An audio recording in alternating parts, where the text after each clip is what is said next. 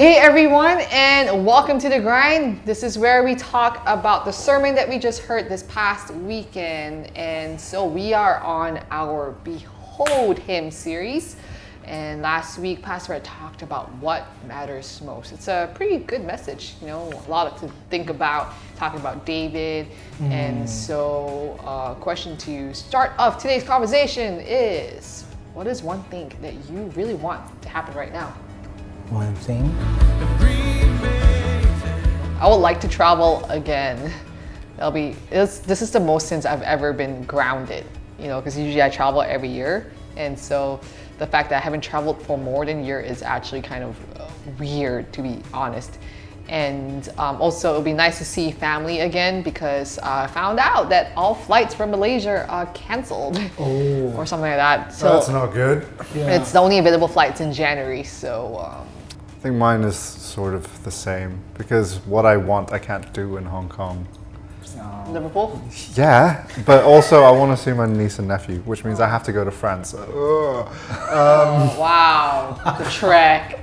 Yeah, I have to go to France, which, I mean, it could be nice on that one day of the year, but also... Seems like a picturesque place. I haven't been to the football for like years.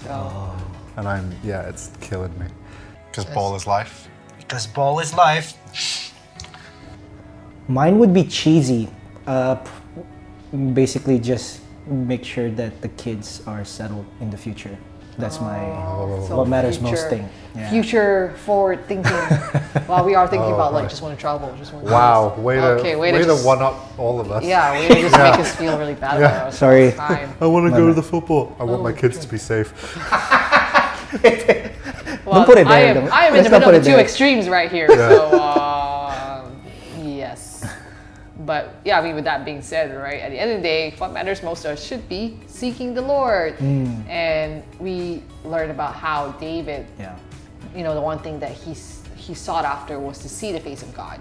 And yeah, I mean, that was I want to be like David, right? To be known as a man after God's heart. Well, in my case, a woman after God's heart. Yes. I mean, is there anything that like stuck out to you from the sermon?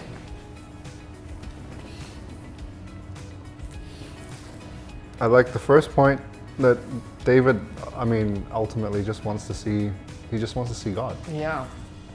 Like it seems almost too simple.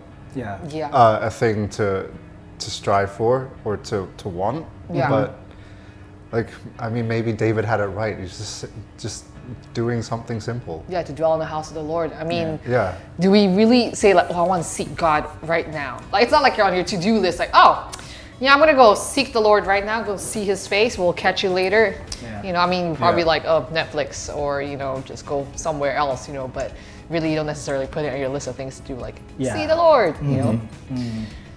But David really knew what it meant to enjoy God's presence. Yeah. And that's what really worship is to really enjoy God as well. Yeah. I think that's the thing that stuck me the most as well is when Pastor Ed mentioned worship is not only about encountering, it's not only about like the worship that we always think about, but we also try to admire the beauty of what God is and who he is. Yeah. Like, because he said God was mighty. Not only was he mighty and holy, but he is beautiful. I mean, it's not exactly a word that you think about when you think about beautiful, right? Like, God is beautiful. Yeah. What is the most beautiful thing that you guys seen? My wife. No, just kidding. I don't. That's true, though. That's true. Why are you guys laughing? Beautiful thing. So happy. No, we're not laughing. Oh, that's so great. We're not laughing. Rachel, your husband loves you so much. Yeah. Yes. I think one of the most beautiful thing is when we went to Fiji. There are a lot of things that we saw in Fiji that I find so you got to go to God's Fiji. creation is so nice. You got to go to Fiji. No, similar, being in Greece and then seeing... You went to Greece? Yeah, I went to Greece. Man, good times. Places I want to go. I want to travel. Just being stuck in the middle of a canyon and just feeling very, very small. Just seeing how beautiful everything is. Like rock formations, trees, everything was all created by him. Yeah. And that's like, you see his reflection in all of that. Bali was really beautiful. Yeah. Being at this, actually, not necessarily Bali, but this island of Bali called Nusa Penida, and just the most beautiful cliff formations I've seen. And, that's just really a beautiful sight. And it's kind of cool how, like, when we all said what was the most beautiful, like, the first thing that comes to mind is, like, Nature. Nature. Because nature is like, just something that was done by God, and whatever God does is just beautiful. Yeah. Right? And And so it's one of the most tangible things that you can Exactly. see that God has created. And definitely sometimes when I'm in nature, I can't help but to, be in awe of who God is, and yes, Yeah. God, you're just amazing. You made all of this. And so, and here we have David, right? He, is enjoying God. He's seeing the beauty of God. And I just kind of imagine like what David, I would like to think about what David is seeing, like what is Like he? what he's seeing, what he's thinking. Yeah, what he's thinking. I Yeah. mean, we have Psalms, right? And it's just a whole bunch of his prayers and, and his praises and everything. And then you've got David, just, one thing I seek is to dwell in the house of the Lord. And I think it's just, it would be kind of cool to have the conversation with David, like, hey, so beauty of God, huh? Like, tell us more. Yeah. Yeah. Yeah, just to really pick into his brain. Because you don't necessarily think of like a man these days, but I want to see the beauty of God. It's That's a manly man who's able to say that. exactly that's David. David's a manly man. Yeah. I guess the other side of that, that Pastor had also touched on, was that David not only wanted to see the beauty of God, but he also wanted to get to know God. He wanted to study the Word of God as well. Like, as much as there was a desire to be with Him, there was a desire to know Him. Yeah. Right? So it obviously involves like reading the Word, and Pastor did challenge us to read the Bible in a year and really spend time in the Word. And how has it been reading the Word for you? No, it's a challenge. It Yeah, it definitely is. is a challenge. Because it actually feels like whenever I read the Bible, there are more questions. Oh yeah, for sure. Like you start to be more intrigued Yeah. with of who God is and Yeah. and the intention and the purpose of what He does. you Yeah. know? So yeah, I think that's one thing whenever I read the Bible. Of course, we include already there the characteristic of who God is, and we're just mesmerized by it. But at the same time, whenever I read the Bible, I always have a lot of questions. Like, I think it could be like very constructive questions that I like answered and stuff like that. So Yeah. Yeah. I think the question that I have most of the time is like, what are you trying to say to me Yeah. right now? Or how is this relevant Yeah. to me?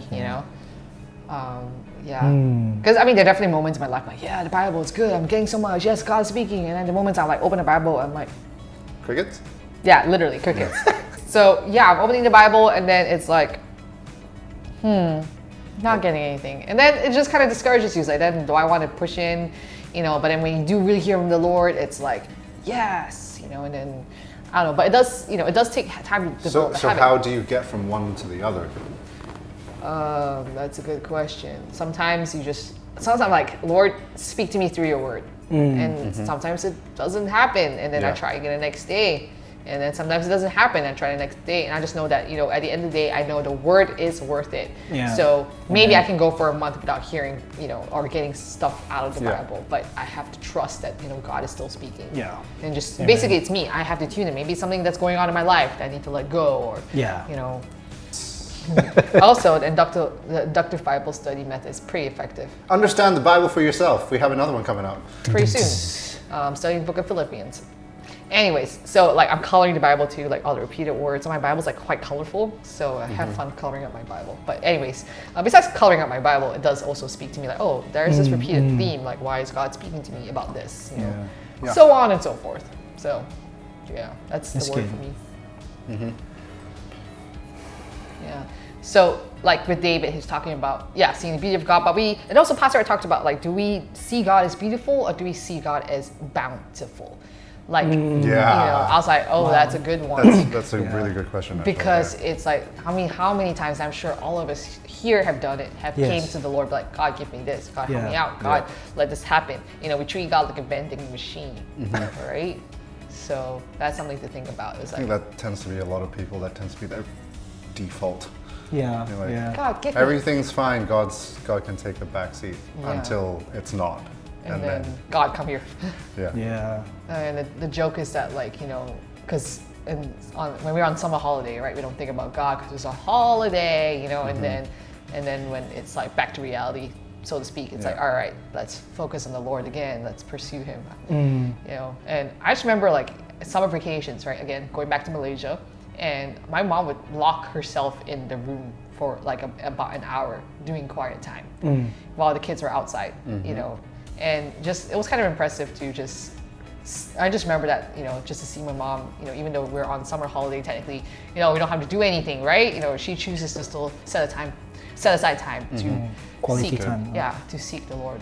So, yeah. Yeah, because I'm just thinking, how good would it be to be in that place where everything is fine, but you can still appreciate the beauty of God and Yeah. still go like, God is the best. Yeah, like you don't get desensitized. It's not like, Yeah. oh, God is beautiful, you know, and then. Or to like be in a really good place Yeah. and still feel like you need God. Yeah. Yeah, yeah. Yeah. Or at least appreciate. Like, Appreciate. like, you know, like Yeah. when you're outside and you realize, oh, when you see something that's really beautiful, you realize that, oh, God is always here. Yeah, Something because that, yeah. worship is attributing worth to something and someone, and that person who's deserving of all worth is God. Yeah. Yep. So, you know, hopefully, you know, as we're doing this series, you know, that you continue to really seek God and go after Him and worship Him, you know. And we've been talking about coming together as a church family to worship together. So, you know, I want to encourage you, whether you're joining us online, worshiping, you know, with us online, or even in person, it's just important to be doing it together with each other. So hopefully we'll see you at one of our services, whether it be online or in person. And yeah, so we'll catch you at one of our services. So Or take care. next week. Or here. next week right here. Yeah. Yes. Yeah. So yeah, take care and we'll see you soon. Bye-bye. Bye. Bye.